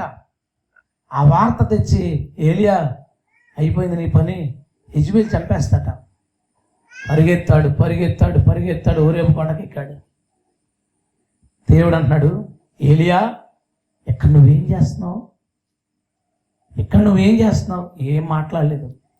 దాక్కుంటే దేవుడు అలా వెళ్ళిపోతుంటే గాలేస్తే రాళ్ళు పగిలిపోయి సుడిగాలి, భయంకరమైన భూకంపం, విధ్వంసం అయిపోయింది. కానీ అక్కడే కూర్చున్నాడు ఏలియా. ఏమవ్వలేదు ఏలియాకి. మళ్ళీ అడుగుతున్నాడు దేవుడు, ఏమని తెలుసా, ఏలియా ఇక్కడ నువ్వేం చేస్తున్నావు? ఎందుకు వచ్చాడు అక్కడికే? యెజెబెల్ చంపేద్దేమో అని. పెద్ద సుడిగాలి వచ్చింది, చచ్చిపోయాడా? భూకంపం వచ్చింది, చచ్చిపోయాడా? సుడిగాలి నిన్ను చంపలేకపోయింది, భూకంపం నిన్ను చంపలేకపోయింది. నేను కాపాడితే ఆడదు నిన్నేం చేస్తుంది? అది మాట దేవుడిది. ఇక్కడేం చేస్తున్నావయ్యా నువ్వు? అక్కడ ఉండాలి నువ్వు, అక్కడుండి పని చేయాల్సిన వాడివి. ఇక్కడేం చేస్తున్నావు? ఆ తర్వాత దేవుడు ఏమన్నాడు తెలుసా, నేను ఒక ఏర్పాటు చేసుకున్నాను, అభిషేకించేయి. ఏలియా వద్దా నీకు ఇంకా? ప్రవ్వా ఏలియా వద్దా? స్త్రీకి భయపడి, స్త్రీకి కాదు మరణానికి, మరణాపేక్ష గలవాడే. ఆ మాట ఎంత దారుణంగా కూడా తెలుసా. నేను చచ్చిపోతే బాగున్ను, ఆవిడ చేతిలో చచ్చిపోకుండా, వాళ్ళ సైనికుల చేతిలో చచ్చిపోకుండా, నాకు ఏదోలాగా చావు వస్తే బాగుండని కోరుకోవడం ఏంటండి? కర్మేలు పర్వతం మీద ఎలాంటి కార్యాలు చేశాడు? ఎందుకు భయం వచ్చింది? ప్రభు చిత్తానికి వేరుగా ఆలోచించాడు, ప్రభు చిత్తానికి వేరైన ప్లేస్కి వెళ్ళాడు. అని దేవుడు అడుగుతాడు, ఇక్కడ ఏం చేస్తున్నావయ్యా? మనందరం సేవకులు. దేవుడి మాట మనల్ని అడగకూడదు ఎప్పుడైనా. దేవుని స్తోత్రం. వాళ్ళ ఇంటికి వెళ్ళకూడదా? వెళ్ళకో. అక్కడ కూర్చోకూడదా? 10 నిమిషాలు కూర్చోకు. అర్ధరాత్రి 2 అయిపోయినా సరే వాళ్ళు మా ఇంట్లో ఉండండి, పొద్దున్న వెళ్ళిపోండి అంటే నేను ఉన్న ఎవరింట్లోనూ, ఎంత దూరమైన మీటింగ్ వెళ్ళిపోతాను. ఎందుకంటే ఆ రాత్రి అక్కడ ఉంటే నాకు పనే ఉంది. దేవుడు అడుగుతాడు, ఇక్కడ ఏం చేస్తున్నావు నాన్న అంటే, రాత్రి నిద్ర వస్తే చచ్చిపోయాలంటే నేను చాలాసార్లు చచ్చిపోవాలా. డ్రైవింగ్ చేస్తా, రెప్పబడితే చచ్చిపోవాలంటే చాలాసార్లు చచ్చిపోవాలి. యాక్సిడెంట్లో చచ్చిపోవాలంటే చాలాసార్లు చచ్చిపోవాలి. వాటన్నిటిలో దేవుడు నన్ను కాపాడినప్పుడు నేను ఎందుకు అక్కడ కూర్చోవాలి? నేను ఎందుకు అక్కడ ఉండాలి? నా పని అయిపోయింది, నేను అక్కడ ఉన్నాం. ఏమి చేయి, నేను అక్కడ ఉన్నాం. భోజనాలా తిన్నామా? తినడం కోసం అక్కడ ఉన్నాను. తిన్నాను, అక్కడికి పోయాను. ఇంకా నేను అక్కడ ఉన్నా. ఇంకా నాకు పని ఉంటే అక్కడ ఉంటాను, పని లేకపోతే అక్కడ ఉన్నాం. అయిపోయింది. ఎందుకంటే ఈ ప్రశ్న నేను వినకూడదు నా దేవుని చేతిలో. నా దేవుని నోట ఎప్పుడు ఇక్కడ ఏం చేస్తున్నావు అని అడగకూడదు. నేను అక్కడ ఏం చేస్తున్నానో దేవుడు చెప్పింది చేస్తున్నది అయి ఉండాలి. దేవుడు నా పక్క నుండి నాకు సహాయకుడిగా ఉండాలి. హల్లెలూయా. అంతే తప్ప నన్ను క్వశ్చన్ చేసి ఇక్కడ ఎందుకు ఉన్నావు, అసలు ఇక్కడికి ఎందుకు వచ్చావు అని దేవుడిని నన్ను అడగకూడదు, నిన్ను కూడా అడగకూడదు. వెళ్ళిపోయి కూర్చొని సోది వేసుకుంటారు కొంతమంది. అరే అక్కడ ఏం పని నీకు? ప్రభు చిత్తమైన ప్లేస్ కాదు. ప్రభు కోరుకున్నారు కాదు, పరిచారకులమైన మనందరం కూడా ఎప్పటికీ దేవుని నోట ఈ ప్రశ్న వినకుందుముగాక. గట్టిగా చెప్తాం. ఇక్కడ ఎందుకున్నావు అని అడగకూడదు. ఇక్కడ ఎందుకున్నావు అని అడిగితే నువ్వు చెప్పావు కాబట్టి అనాలి. ఇంకా అందుకని అడగడం. మనం ఒక చోట పని చేస్తున్నావు, దేవుని చిత్తమైంది అవ్వాలి. దేవుని చిత్తం కాని ప్లేస్లో నువ్వు ఉండక అది నీకు మంచిది కాదు. నీ సాక్ష్యం పాడు చేస్తుంది. కొంతమంది ఆత్మీయ జీవితాలు పాడు చేస్తుంది. నీకున్న విలువ పాడు చేస్తుంది. ప్రభు చిత్తమైన చోటికి వెళ్ళిపో. అది చావైనా బతుకైనా ఇబ్బంది అయినా ఆకలైనా అది ఎప్పటికీ నీకు ఘనతే. దేవునికి స్తోత్రం. హల్లెలూయా. అపోస్తలులు శుభ్రంగా పౌలు ఈ విశ్వాసుల దగ్గర కూర్చొని తిని పడుకోవచ్చు కదండి. తిరగడం ఎందుకు, రాళ్ళ దెబ్బలు, నిందలో, జైల్లో ఎందుకురా బాబు అంటే అదే దీవెన. పౌలు జైల్లో ఉంటే దీవెన, పౌలు రాళ్ళ చేత కొట్టబడితే దీవెన, పౌలు రోడ్డు మీద అవమానపరచబడితే దీవెన, పౌలు ఒక కోర్టులో నిందించబడితే దీవెన, పౌలు తలకాయ నరికించబడితే దీవెన. హల్లెలూయా. ఎక్కడ ఉండాలో పరిచారకుడు అక్కడ ఉండాలి. అక్కడ ఉంటే అక్కడ దేవుడు ఏం చేయాలనుకున్నాడో దాన్ని చేయగలుగుతాడు. ప్రభు రాత్రి మనతో మాట్లాడాడు. మరొక అవకాశం మనకిచ్చాడు. మనం బ్రతకడానికి, మన పరిశుద్ధతను నిరూపించుకోవడానికి, ప్రభు చిత్తం మన జీవితంలో చేయడానికి, ప్రభు అనుకునే సేవ మనమందరూ చేయడానికి యేసయ్య మరొక అవకాశం మనందరికి ఇచ్చాడు. దాన్ని వినియోగించుకుందాం, సద్వినియోగం చేసుకుందాం. ఈ రాత్రి నుంచి ఒక కొత్త జీవితం, ఈ రాత్రి నుంచి ఒక కొత్త హోప్, ఒక కొత్త ఆశ. నేను చేయగలను దేవుని చిత్తాన్ని.